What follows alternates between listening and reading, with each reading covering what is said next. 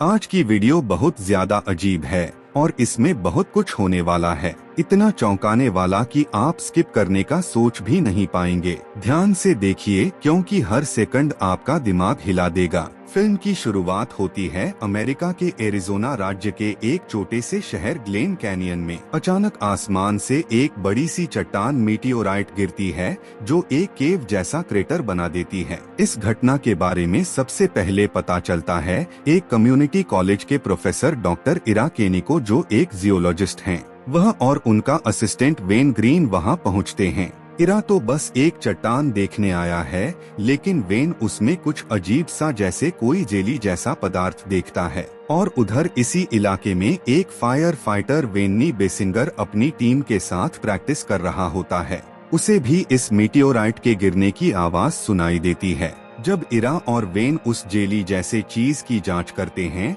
तो पता चलता है कि ये कोई एलियन सिंगल सेल ऑर्गेनिज्म है और ये तेजी से बढ़ रहा है।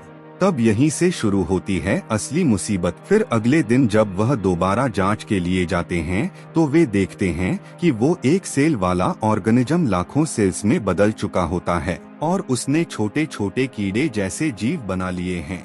ये देखकर इरा हैरान रह जाता है। उसे समझ आता है कि यहाँ पर एवोल्यूशन की प्रक्रिया पृथ्वी के लाखों साल के सफर को कुछ ही घंटों में तय कर रही है। इस बीच इस मामले की भनक आर्मी को लग जाती है। वहाँ पहुँचता है जनरल रसेल वुडमैन। वो इलाके को सील कर देता है और इरा के रिसर्च पर रोक लगा देता है। आर्मी का मकसद है इस एलियन लाइफ फॉर्म को मिलिट्री यूज के लिए इस्तेमाल करना, लेकिन इरा जानता है कि ये खतरनाक है। फिर इरा की मुलाकात होती है एक स्थानीय डर्मेटोलॉजिस्ट एलिसन रीड से, जो शुरू में उसकी बातों पर यकीन नहीं करती। अब इरा और वैन के पास एक ही रास्ता बचता है, चोरी छुपे रिसर्च करना। वैन ने क्रेटर के अंदर एक बड़ा घोंसला जैसा स्ट्रक्चर देखा था और तभी एक बड़ा सा चिड़िया जैसा उड़ने वाला जीव बाहर आता है। एलियन अब मल्टी सेलुलर ऑर्गेनिज्म में इवाल्व हो चुके हैं और जब आर्मी की कोशिशें भी इन तेजी से इवाल्व हो रहे जीवों को रोकने में नाकामयाब होने लगती हैं, तो इरा को लगता है कि अब वक्त आ गया है अपनी एक टीम बनाने का। वो वैन्नी बेसिंगर को अपने साथ जोड़ता है क्योंकि उसके पास क्रेटर तक पहुंचने का एक सेफ रास्ता है। साथ ही डॉक्टर एलिसन भी अब उनकी टीम का हिस्सा बन जाती है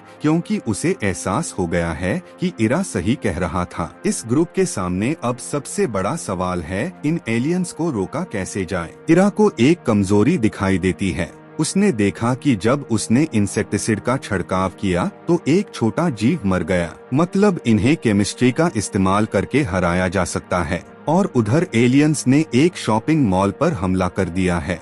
वहाँ पर बड़े बड़े छिपकली जैसे जीवों ने अटैक किया। हमारी टीम वहाँ पहुँचती है और उन्हें पता चलता है कि ये जीव नाइट्रोजन की तलाश में है, क्योंकि ये उनके इवाल्व होने के प्रोसेस के लिए जरूरी है। और वही आर्मी वालों का प्लान फेल हो जाता है।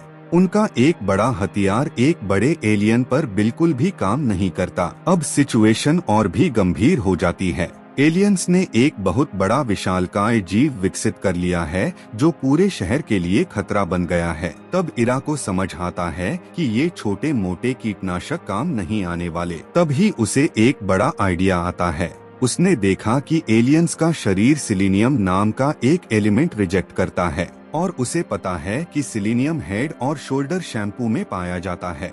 हाँ, ये फिल्म का सबसे मजेदार ट्विस्ट है। इरा अपनी योजना को ब्लू प्लान नाम देता है, जिसमें क्रेटर के अंदर जाकर उसके मुख्य घोंसले में बहुत सारा शैम्पू डाला जाए ताकि पूरी कॉलोनी को खत्म किया जा सके। लेकिन प्रॉब्लम ये है कि क्रेटर का मेन रास्ता आर्मी ने बंद कर रखा है, इसलिए टीम को वेनी की मदद से एक पुराने अबांडन्ड मैन के जरिए क्रेटर के अंदर जाना पड़ता है। फिर इरा, वैन, वेनी और एलिसन माइन के अंदर से होते हुए क्रेटर तक पहुंचते हैं। अंदर पहुंचकर वो हैरान रह जाते हैं। वहां एक विशालकाय दिमाग जैसा जायंट ब्रेन ऑर्गेनिज्म है जो पूरी कॉलोनी को कंट्रोल कर रहा है। यही इस एलियन स्पीसीज का क्वीन या सेंट्रल इंटेलिजेंस है। लेकिन तभी आर्मी वालों का एक ग्रुप भी वहां आ जाता है। जनरल वुडमैन उस जायंट ब्रेन को नष्ट करना चाहता है ताकि उसका एक सैंपल ले जा सके और मिलिट्री रिसर्च कर सके। लेकिन ये एक बहुत बड़ी गलती साबित होती है। जैसे ही वो ब्रेन पर अटैक करता है, पूरी कॉलोनी और भी ज्यादा एग्रेसिव हो जाती है और वो खतरनाक पहाड़ जैसा जीव उन पर हमला करने लगता है और इस हमले में बहुत सारे मिलिट्री सैनिक मारे जाते हैं। अब बारी है इरा की। वो और वैनी फायर ब्रिगेड में लाद कर लाए गए सैकड़ों बक्सों में भरे हेड और शोल्डर शैम्पू को एक पाइपलाइन के जरिए सीधे जेंट ब्रेन पर डालना शुरू कर देते हैं। ये देखने लायक सीन होता है। जैसे ही शैम्पू उस ब्रेन और आसपास के पदार्थों के संपर्क में आता है, तब एक जबरदस्त केमिकल रिएक्शन होती है जिससे सारे एलियन ऑर्गेनिजम्स बलून की तरह फूलने लगते हैं और पूरी कॉलोनी फट जाती है। तब उनका टीम बचकर भाग निकलती है और क्रेटर के बाहर सुरक्षित पहुंच जाती है। उनका ब्लू प्लान पूरी तरह कामयाब हो जाता है और दुनिया को एक बड़े खतरे से बचा लिया गया है। उसके बाद इरा और एलिसन की लव स्टोरी भी आगे बढ़ती है। साथ ही वैन को एक हीरो का दर्जा मिलता है और वैनी, खैर वैनी तो वैनी ही है। उसके हम देखते हैं कि इरा और वैन एक नए टीवी एडवर्टाइजमेंट की शूटिंग कर रहे होते हैं, जहां वो हेड और शोल्डर्स के लिए एक एड बना रहे हैं जिसमें वो दावा करते हैं कि इस शैम्पू ने दुनिया को एलियन इन्वेजन से बचाया है, लेकिन बाकी दुनिया उसे एक मजाक समझती है। और इसी के साथ ये मूवी यहीं पर खत्म हो जाती है।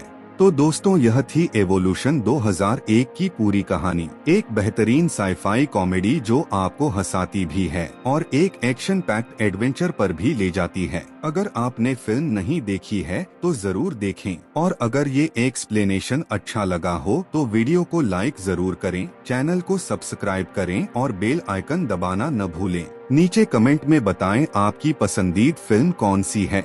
देखते हैं अगले वीडियो में। तब तक के लिए इस वीडियो को देखने के लिए आपका बहुत बहुत धन्यवाद। मुझे उम्मीद है कि आपको यह वीडियो जरूर पसंद आया होगा। अगर सच में अच्छा लगा हो तो प्लीज चैनल को सब्सक्राइब कर दीजिए। आपके एक एक सब्सक्राइब से मुझे बहुत हिम्मत मिलती है और मैं और भी अच्छी वीडियोस ला पाऊंगा। सब्सक्राइब जरूर कीजिए क्योंकि आपका सपोर्ट ही मेरी ताकत है। एक बार फिर से दिल से शुक्रिया इस वीडियो को देखने के लिए।